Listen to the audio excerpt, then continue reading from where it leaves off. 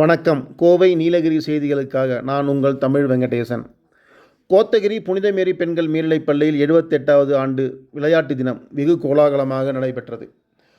கோத்தகிரி புனித மேரி பெண்கள் மேல்நிலைப் பள்ளியில் பள்ளி நிர்வாகம், தலைமை ஆசிரியர், ஆசிரியர்கள், ஊழியர்கள் மற்றும் மாணவர்களின் சிறப்பான ஏற்பாடுகளில் 78வது விளையாட்டு தின விழா வெகு விமர்சையாகவும், உற்சாகமாகவும், கோலாகலமாகவும் கொண்டாடப்பட்டது.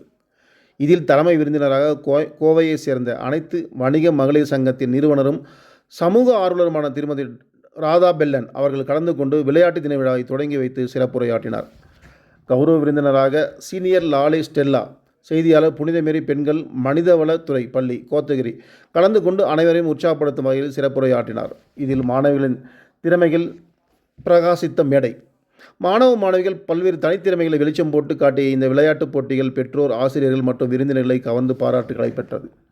விழாவின் சிறப்பு அம்சமாக சிறப்பு அழைப்பாளர்கள் மாணவ மாணவிகளுடன் சேர்ந்து நடனமாடி அனைவரும் உற்சாகத்தில் ஆழ்த்தினர். அந்த தருணம் மாணவர்களுக்கு மட்டுமல்ல, பெற்றோர்களுக்கும் இனிய நினைவாக அமைந்திருந்தது. வெற்றி பெற்ற மாணவர்களுக்கு பாராட்டுகள், பரிசுகள். பல்வேறு போட்டிகளில் தங்கள் தனித்திறமைகளை காட்டி வெற்றி பெற்ற மாணவ மாணவிகளுக்கு சிறப்பு அழைப்பாளர்கள் மேடையில் பரிசுகளை வழங்கி பாராட்டுகளை தெரிவித்தனர்.